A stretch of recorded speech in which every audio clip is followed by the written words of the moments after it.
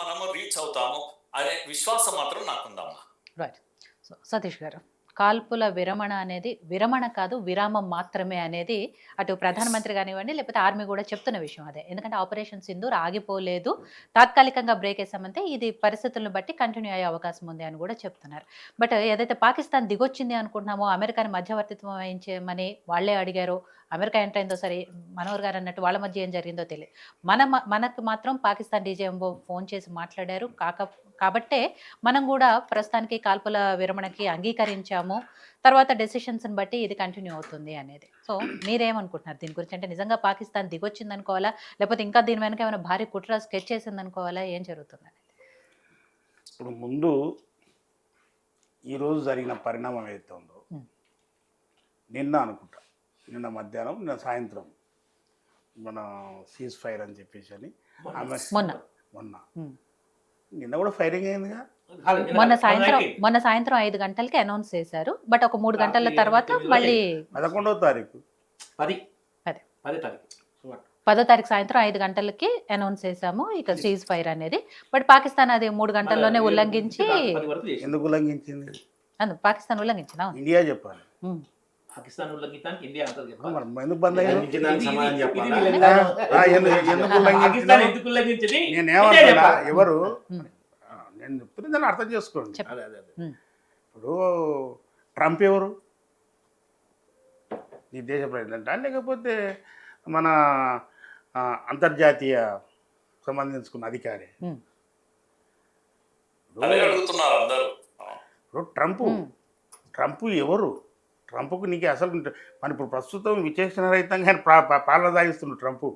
మన వాళ్ళు బయటకు పంపించేస్తారు, మనం నష్టాల పాలు చేస్తారు. ఆయన కూడా 2 రోజుల తేడాతోనే డ్యూయల్ స్టేట్మెంట్ ఇచ్చారు. ఫస్ట్ ఏమో మాకు సంబంధం లేదు, నాకు సంబంధం లేదు, మళ్ళీ ఎందుకు వెంటనే ఎందుకు అయినా ఎవరబ్బా మా ఇప్పుడు వాళ్ళు ఎవరు మనకు ఫోన్ చేయాలా? ఆయనకు ఫోన్ చేసి ఈయనకి చెప్తే మరి ఈయనతో మాట్లాడిన ప్రధానమంత్రితో ట్రంప్ అయా జరాపు మోడీ సాబ్ అని చెప్పేసి ఈయన చెప్పిండ. కానీ మీ యొక్క ఈ చర్య మూలాన ఈ యుద్ధం జరిగిన ఈ కొద్ది దినాల్లో మన పహల్గామ్ సంఘటన అయిన తర్వాత ఏదైతే మనం వేచి చూసుకొని 4 నుంచి అనుకుంటాం, మే 4 నుంచి అప్పటి నుంచి స్టార్ట్ అయింది ఆపరేషన్ సింధూర్. మే 7వ తారీఖు అదే స్టార్ట్ కాబట్టి ఇప్పుడు ఇలా 12 అంటే 3 రోజులు 4 రోజులు యుద్ధం, 40 మంది చచ్చిపోయారు. ఎవరు? సామాన్య ప్రజలు. వీళ్ళు చెప్తున్నారు, మనోళ్ళు చెప్తున్నారు మేము వాళ్ళ తీవ్రవాద స్థావరాల మీద దాడి చేసినాం మేము అని అంటున్నారు.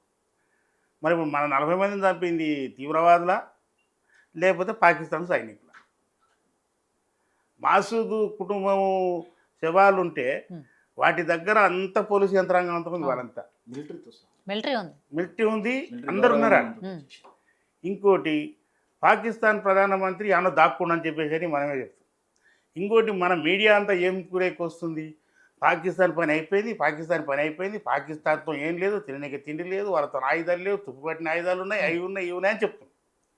మన పవర్ఫుల్గా పనిచేసిన అని చెప్తారు. ఓకే, పవర్ఫుల్గా పనిచేసిన చూపెట్టడానికి 40 మంది బలి కావాలన్నా? పవర్ఫుల్గా ఇండియా పాకిస్తాన్ మీద దాడి చేసినాం అని చెప్పుకోవడానికి మనకు యుద్ధం చేయాలని రెడీ అయినాం. బార్డర్లో ఉన్న గ్రామాలను మనం సేఫ్ జోన్లోకి తీసుకుపోవద్దా? ఇప్పుడు వాళ్ళు విచక్షణ రహితంగా పాకిస్తానీలు మిలిటరీ వాళ్ళు పడితే ఆడ ఊర్ల మీద దాడులు చేసిండ్రు. ఇప్పుడు బాంబులు వేసింది కూడా వాళ్ళు వేసిన మిసైల్స్ అన్నీ కూడా ఎక్కడ మనం ఫేరూరు చేసి ఉండొచ్చు, కానీ అవన్నీ పడ్డాయి ఎక్కడ?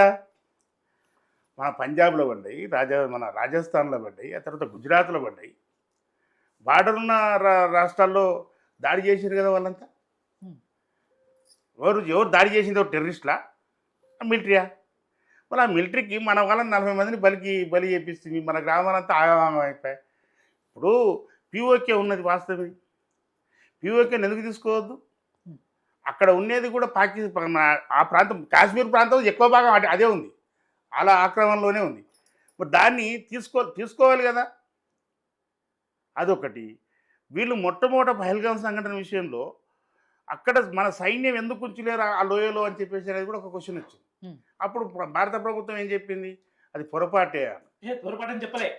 హోం అఖిలపక్ష అమిత్ సమావేశంలో అమిత్ షా గారు ఏం చెప్పారు? సైన్యానికి ఇన్ఫర్మేషన్ లేకుండా ఓపెన్ చేసినది. Correct. ఏప్రిల్ లో ఓపెన్ చేసేది కాదది.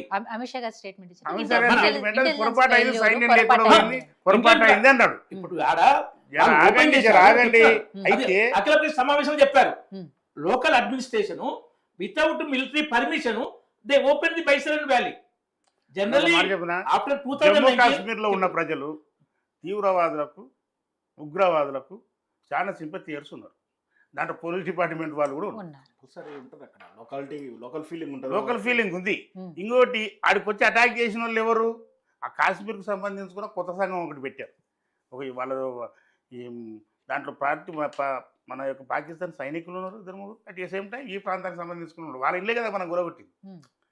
అవునా కదా? అంటే అక్కడ టెర్రరిస్ట్ గ్రూప్ కొత్తగా ఏర్పడ్డది. ఎప్పుడు ఆర్టికల్ 370 రద్దు చేసిన తర్వాత 5 సంవత్సరాల కాలంలో వాళ్ళంతా మొత్తం ఊరుగాపు నిప్పు లేకుండా చూసిండ్రు, కొట్టిపడేసిండ్రు. దాంట్లో 26 మంది మనోళ్ళు చనిపోయారు. అమాయకమైన ప్రజలు చచ్చిపోయారు. మొన్న నీవు చేసిన యుద్ధంలో కూడా అమాయకమైన ప్రజలు చచ్చిపోయారు.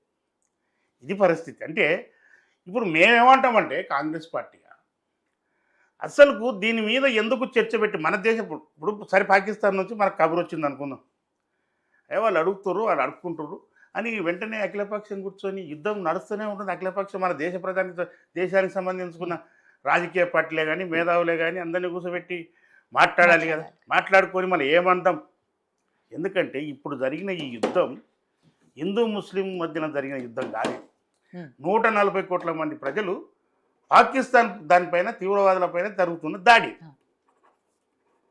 అయితే దీంట్లో ఇక్కడ ఉన్న ప్రస్తుతం ఉన్న ఈ అధికారంలో ఉన్న రాజకీయ పార్టీకి కేంద్రంలో దీని మూలన ఒక్క న్యాయ పైసా కూడా లాభం జరిగే పరిస్థితి లేదు.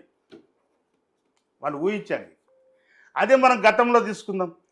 అది ఇక్కడ మనకు బస్సు మిలిటరీ మీద దాడి చూడండి, పుల్వామా సంఘటనలో మేము దాడులు చేసినాం, పఠాన్కోట్ మీద దాడి చేసినాం, ఇంతమంది చచ్చిపోయారు అని చెప్పారు. అప్పుడు వాళ్ళకి అక్కడికి వచ్చింది. కానీ ఇప్పుడు ఆ అక్కడికి వచ్చే పరిస్థితి లేదు. ఎందుకంటే ఈ దేశంలో ఉన్న ముస్లిమ్స్ కూడా తిరుగుబాటాయి. ఈ దేశంలో ఉన్న ముస్లిమ్స్ కూడా పాకిస్తాన్ కథం పట్టేయాల్సిందే, పాకిస్తాన్ ముర్దాబాద్ అని చెప్పేసి అని మొత్తం అంతా వ్యతిరేకత వచ్చేసింది. దేశంలో ఉన్న ప్రజలందరూ కూడా ముక్త కంఠంతో ఒక ఏకతాటిపైకి వచ్చి పాకిస్తాన్ సంగతి తేల్చాంది, అసలు వాళ్ళని మనం ఇడిచిపెట్టద్దు అక్కడ ఉన్న టెర్రరిస్టులు అని చెప్పేసి అని మాట్లాడిన యుద్ధం ఇది. మనం అన్నప్పుడు మనము మన నుంచి కోల్పోయినది ఏదైతే ఉన్నదో దాన్ని తీసుకోవాలని కూడా అని అనుకున్నాం. ఇంకోటి మన భారతీయ జనతా పార్టీ మేనిఫెస్టోలో కూడా ఉన్నది, పిఓకే తీసుకుంటాం ఖచ్చితంగా, ఆర్టికల్ 370 రద్దు చేస్తాం, పిఓకే తీసుకుంటామని చెప్పి అన్నప్పుడు మన భూభాగంలోకి భూభాగంలోనే టెర్రరిస్టులు ఉన్నారు, టెర్రరిస్టు స్థావరాలు ఉన్నాయి. బట్ ఏదైతే 9 దాళ్ళ మీద అటాక్ చేసినామో 4 ఏమో పాకిస్తాన్ ఉన్నాయి, మనమేమో మన భూభాగంలోనే పిఓకే ఆక్రమిత కాశ్మీర్లోనే ఈ మిగతా స్థావరాలు ఉన్నాయి. ఇక్కడ దీని మీద జరిగింది దాడి మొత్తం 30 కిలోమీటర్, 100 కిలోమీటర్లు, 70 కిలోమీటర్స్ రేంజ్లో వాళ్ళు లొకేషన్ అది చేసుకొని మన అటాక్ చేసినారు. వాళ్ళ స్థావరాలను ధ్వంసం చేసినా వాళ్ళందరూ చనిపోయారు, అది ఓకే.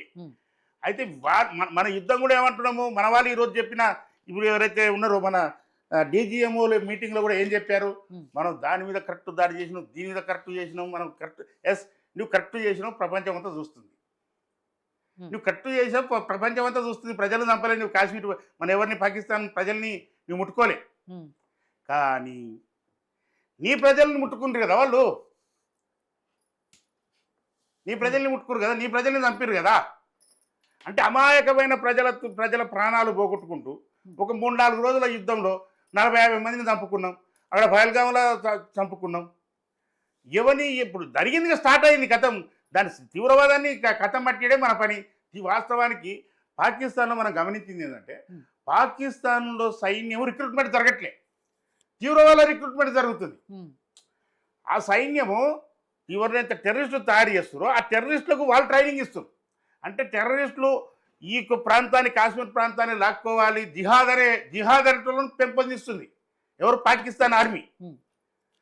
వీళ్ళకు ట్రైనింగ్ ఇస్తారు అన్నప్పుడు ప్రత్యక్షంగానే వాళ్ళ ఉద్దేశం కూడా ఏంది, పౌరులు చచ్చిపోవాలి, మిలిటరీ చచ్చిపోవద్దు, మిలిటరీ చచ్చిపోతే వాళ్ళకి నష్టపరిహారం ఇవ్వాలి, ఇంకోటి ఇవ్వాలి, వాళ్ళకి జీతాలు ఇవ్వాలి, ఇవన్నీ ఉంటుంది.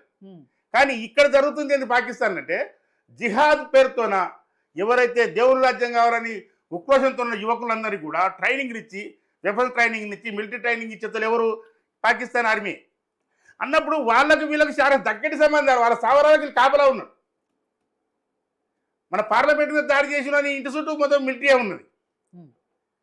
అంటే ఈరోజు పాకిస్తాన్ మన టెర్రరిస్ట్ మీద దాడి అంటే ఫర్ ఎగ్జాంపుల్ పాకిస్తాన్ టెర్రరిస్టుల మీద, పాకిస్తాన్ మిలిటరీ మీదనే దాడి. అది వాళ్ళకి సంబంధం ఉంది, నీ వద్దన్న కూడా వాళ్ళకు ఉంది. ఇంకోటి ఒకరి మాట ఒకటి అనే మాటలు కూడా బయటకు వస్తున్నాయి. మిలిటరీ మాటలు తీవ్రవాదులు విన్నారు, తీవ్రవాదుల మాటలు మిలిటరీలు దేశ ప్రజలు విన్నారు అని. కనుక ఇటువంటి విచ్ఛిన్నకర శక్తి అయిన దీన్ని మనకు బయటి దేశాల నుంచి కూడా బ్రహ్మాండమైన సపోర్ట్ ఉంది. ఎస్, తీవ్రవాదాన్ని అంతమంది ఇస్తామంటారు, తీవ్రవాదాన్ని అందరూ కూడా ఎవరు ఎంకరేజ్ చేయొద్దని చెప్పేసి అని మాట్లాడుతారు, బాగానే ఉంది. మనం అటువంటి సపోర్ట్ ఉన్నప్పుడు ఈ ట్రంప్ గారు వచ్చేసేటట్టుగా చెప్పేవారు కదా, మనం కూర్చున్నాం, సరే బాగానే ఉంది.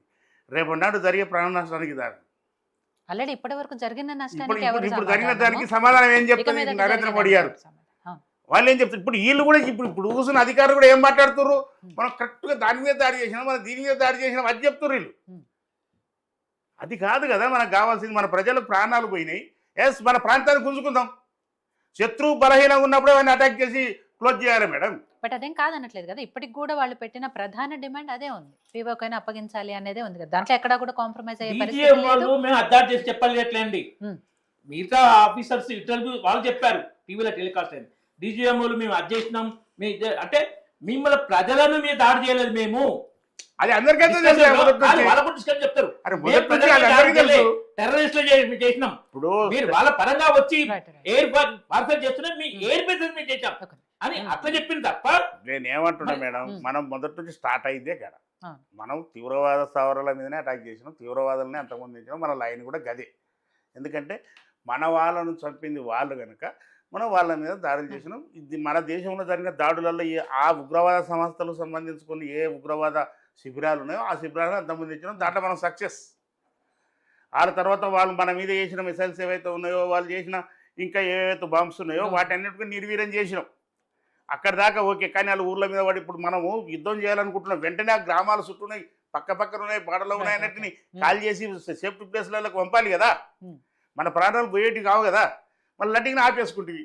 కనుక ఇది ఒక వ్యూహాత్మకంగా రాజకీయ వ్యూహాత్మంలో మాకు లాభం జరగట్లేదు అనేది భారత ప్రభుత్వం అయిన బీజేపీ ఆలోచన చేసి ప్రజల ప్రాణాలతో చెలగట పడుతుందన్నట్టుగా మేము భావిస్తున్నాం.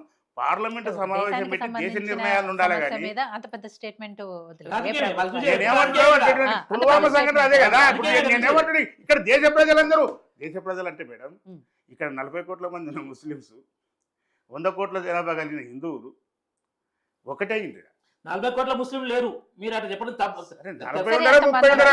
10 మంది ఉండని ఎంతమంది అరే నీ వాదన నువ్వు చెప్పలేకపోతున్నావు.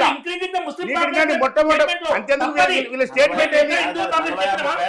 60-30 నీవే దానికి కారణము.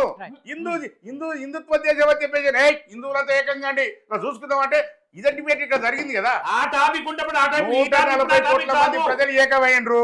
ఈ భారతీయ జనతా పార్టీకి అది ఇష్టం లేదు. చూడండి.